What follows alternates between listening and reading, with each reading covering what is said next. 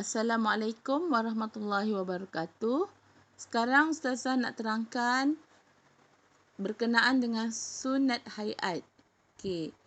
Sunat hayat ni sunat yang bila kita tinggalkan, terlupa atau apa dalam solat, kita tak perlu untuk sujud sahwi. Tak apa dah kalau terlupa ya. Ada banyak ya. Ada banyak. Kat dalam buku ni yang ditulis ada 14 perkara ya. Ada 14 perkara. Okey. Saya terangkan ya sedikit demi sedikit. Persatu. Tentang sunat hayat. Okey, yang pertama. Okey.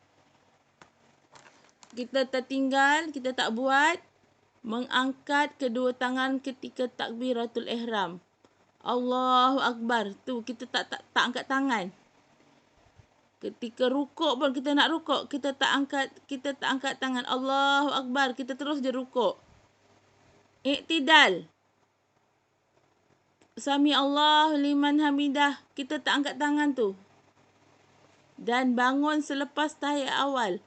Lepas duduk tahiyat awal tu, kita nak bangun, Allahu Akbar, kita tak angkat tangan. Jadi tak apa, kita perbuatan angkat tangan tu tak apa kalau tak buat, ya. Tu perbuatan yang kita setiap satu-satu perbuatan tu kita angkat tangan Allahu Akbar tu kita tertinggal, tak apa ya. Okey. Yang kedua, meletakkan tangan kanan di atas bahagian belakang tangan kiri. Contohnya macam ni ya. Ini. Maknanya dia tak letak tangan kanan atas tangan kiri ketika berdiri. Tak apa. Ya, maknanya tapi jaranglah kita buat ya. Rasa pelik ya. Tiba-tiba kita tak letak tangan kanan atas belakang tangan kiri ni. Kalau kita ni mazhab Syafi'i ni, kita ni biasa buat benda ni kan. Kalau tak buat selain macam kan. Okey. Tapi benda ni sebenarnya pun masih sunat hayat. Okey. Tak perlu nak ganti dengan sujud sahwi pun.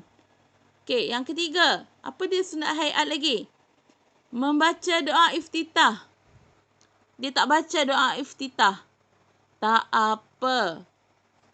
Kita terlupa. Kita tak tahu. Kita tengah belajar tak baca. Tak apa. Tapi janganlah Ustazah cakap macam ni. Oh, tak payahlah buat Yahoo tak payah buat. Jangan.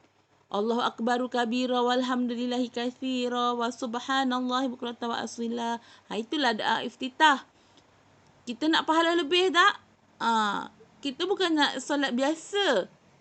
Kita nak solat yang luar biasa. Jadi, nak pahala lebih, nak lengkap, nak banyak darjat dapat dalam solat, kita buatlah semua-semua ni. Walaupun Allah bagi keringanan kepada kita. Allah letakkan dia dalam sunat hayat je. Jadi, kita kalau boleh buat. Ya, okey. Yang keempat. Membaca asta'azah. Ya. A'udzubillahi minasyaitonirrajim. Tak baca a'udzubillah. Tak apa. Tak membaca auzubillah minasyaitonirrajim tu sebelum Fatihah tu dia tak baca ni. Isti'azah ni ya. Tak apa. Dan tak baca dan membaca amin selepas selepas Fatihah dia tak baca juga. Tak apa. Itu maknanya sunat hayat. Suara Ustazah pun tak okey. Okey, yang kelima. Membaca surah selepas Fatihah pada rakaat pertama dan rakaat kedua. Dia tak nak baca. Dia tak baca. Lepas surah Al-Fatihah, dia terus rukuk. Pada rakaat kedua pun macam tu. Dia tak nak baca surah pendek tu. Dia terus rukuk. Tak apa. Sebab surah pendek tu pada rakaat pertama dan rakaat kedua tu hanya sunat hayat. Okey, tapi Ustazah dah kata macam ni, kita nak ke sembahyang kita sembahyang yang paling simple? Tak nak kan? Kita nak solat kita paling superb, paling kelas, yang paling lengkap. Bila kita dah tahu kita buatlah. Kita bukan mu'alaf pun yang baru masuk Islam. Kan? Kalau kita dah lama Islam, dah dari kecil, kita dah pandai dah benda-benda ni. Kita buat kerana kita nak pahala yang banyak dari Allah, ya. Okay, yang kelima. Keenam, ya. Menyaringkan bacaan Fatihah, maknanya kuatkan sikit bacaan Fatihah dan surah dalam solat Jumaat, solat subuh, isyak dan maghrib pada rakaat pertama dan kedua. Maknanya kita baca kuat sikit lah. Bukan kuat sampai terjerit. Tak. Kita dengarkan bacaan kita tu. Terutama ini kepada imam lah sebenarnya, ya, yang sembahyang berjemaah ni. Dia baca Bismillahirrahmanirrahim. Alhamdulillahirrabbilalamin. Kita baca sampai habis. Waladdallin. Imam dan baca dengan makmum. Amin. Kita tadi dah baca kuat sikit kan Fatihah tadi. Dan pada solat Jumaat, subuh, isyak dan maghrib. Asar tak payah, ya, tak apa. Asar dengan asar saja ni, ya. Subuh, isyak, maghrib. Asar dan asar lah. Okey. Okey. Yang ketujuh. Membaca Sami Allahu liman hamidah. Dia tak buat. Membaca Sami Allahu liman hamidah dan Rabbana lakal hamdu. Ni dua ni tak baca. Tak apa. Masa rukuk ni kan, ketika bangkit daripada rukuk, tak apa. Dia adalah sunat hayat. Yang ke-8. Membaca takbiratul intiqalat, iaitu Allahu Akbar. Ini dipanggil takbiratul intiqalat. Allahu Akbar mengiringi setiap pergerakan dalam solat. Nak rukuk, Allahu Akbar.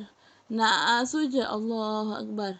Nak duduk antara dua sujud, Allahu Akbar. Perkataan bacaan ni dipanggil takbiratul intiqalat pun tak apa kalau tak baca. Sebab dia adalah sunat hayat.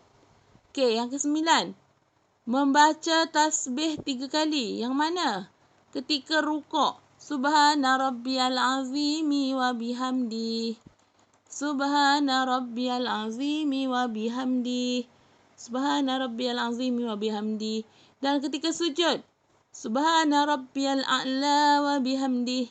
Subhana rabbiyal a'la wa bihamdi. Ini pun tak baca. Tak apa. Kerana dia ialah sunat hayat. Ini betul-betul yang paling, orang kata yang paling ringkas lah ni, ya. Solatnya tu. Okey. Sekejap, ya. Maklumlah. Okey. Kemudian. Yang ke-10. Duduk iftirash. Ini dikatakan duduk iftirash. Tak buat macam ni pada tahiyat akhir. Tak apa. Dia nak duduk biasa. Duduk kaki dua-dua kat bawah. Duduk atas kaki. Pun tak apa, ya. Itu semua sunat hayat. Apa lagi sunat hayat yang... Okey, yang ke-11. Membaca Rabbighfirli warhamni wajburni warfa'ni warzukni wahdini wa'afini wa'fu'ani. Ketika duduk antara dua sujud. Yang ni pun dia tak nak baca. Tak apa. Sunat hayat. 12. Duduk tawarruk pada tahiyat akhir. Dia tak reti duduk macam ni. Punggung di atas lantai. Yang atas kaki yang duduk akhir tu. Tahiyat akhir ni. Dia tak tahu nak duduk macam ni. Di kaki melunjur je. Dia tak pandai. Dia tak tahu. Tak apa. Ia hanyalah sunat hayat, ya. Okey, yang ke-13. Membaca salam yang kedua. Dia bagi salam yang pertama je. Tak apa, kerana salam yang kedua ini adalah tergolong dalam sunat hayat. 14. Berpaling ke kanan dan ke kiri ketika memberi salam. Dia tak buat. Dia tak nak buat. Dia tak nak Assalamualaikum warahmatullahi ke kanan, dia tak buat. Ke kiri pun dia tak buat. Dia hanya lafaz je.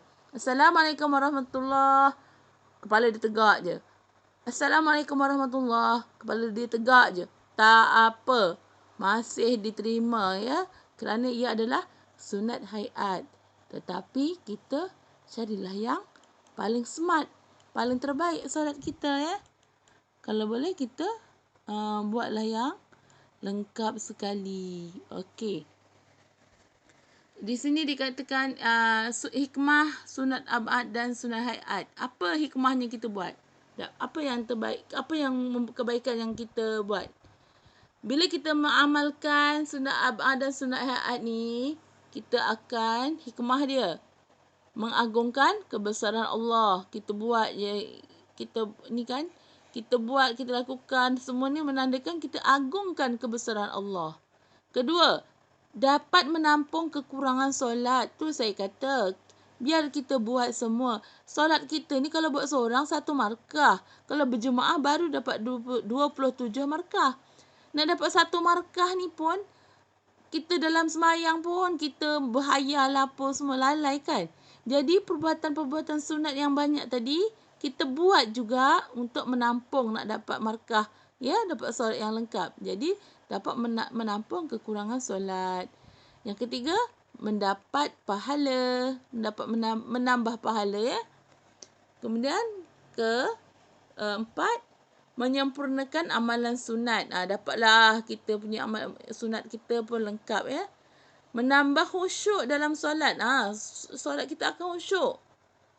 Menambah khusyuk dalam solat. Keenam, menginsafi kelemahan diri. Insaf kelemahan diri. Okey ya. Okey. Bezakan sunat abad dan sunat hayat. Kita bezakan. Apa dia beza dia? Apa bezanya? Sunat abad, tertinggal perkara sunat abad diganti dengan sujud sahwi. Tertinggal perkara sunat abad diganti dengan sujud sahwi. Kalau hayat pula, tertinggal perkara sunat hayat tidak perlu sujud sahwi. Okey, faham ya? Itu saja penerangan dari Ustazah berkenaan dengan tajuk ataupun bab sunat abad dan sunat hayat.